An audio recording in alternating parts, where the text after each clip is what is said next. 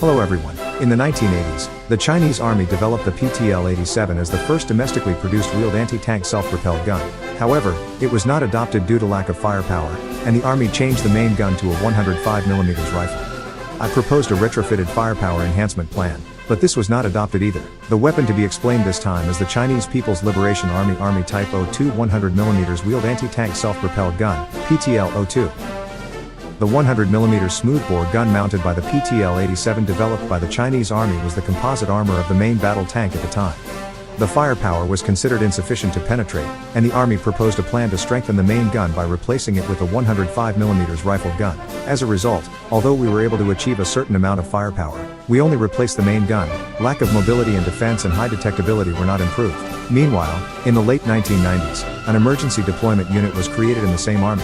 There is an urgent need to deploy weapons that are more mobile and deployable than conventional weapons. Therefore, the Army used the PTL-87 as a base, and the body was the latest model at that time, Type 92 wheeled armored car. And the 100mm anti-tank gun, which was pointed out to be lacking in firepower, was adopted again.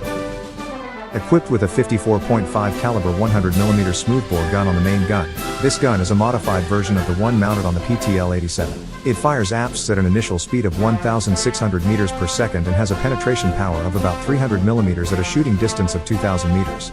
As mentioned above, this was too short to penetrate the frontal armor of the main battle tanks of the same generation. In order to solve this lack of power, this vehicle has the ability to launch missiles from the main gun. Missiles are domestically produced and developed by introducing technology from Russia. The missile has a maximum range of 5,000 meters and a penetration power of about 600 millimeters in terms of RHA. It is said that the hit rate of 90% or more can be obtained against stationary targets. This car has a body of Type 92 wheeled armored car, and the turret is the same as PTL-87. It is equipped with an original one developed with reference to the Type 88 tank. Although the base vehicle has been modified, it cannot be sufficiently armored to ensure mobility. Like the PTL-87, the armor remains to the extent that it can withstand 7.62mm armor-piercing bullets from all around. This car is equipped with a V-Type 8-cylinder air-cooled supercharged diesel engine 343 horsepower.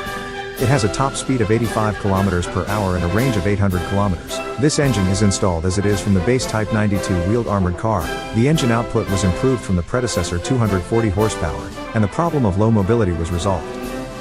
Development of this car started in 1992 and the first prototype was completed in 1994. Performance tests were carried out from the following year, and good results were obtained. After that, in 2002, it was officially adopted as the Type 02 100mm wheeled anti-tank self-propelled gun. Deployment began in the following year with a focus on light mechanized infantry units, urgent deployment units, by making the base vehicle Type 92 wheeled armored car, which is the standard equipment of the light mechanized infantry unit. It has benefits such as cost reduction and maintainability improvement due to familiarization and wheeling of the entire unit. In addition, compared to conventional towed anti-tank guns, the frontal projection area is considerably disadvantageous and the cost rises. By making it self-propelled, it has good deployment capabilities and reduces the number of personnel required, which has led to a reduction in the number of personnel in the unit. This vehicle is a little too small for a 100mm cannon platform, lacking in defensive power and unable to absorb the recoil from firing. Although there are problems such as these, it continues to be used as a valuable anti-tank firepower for light mechanized infantry units. Thank you for watching.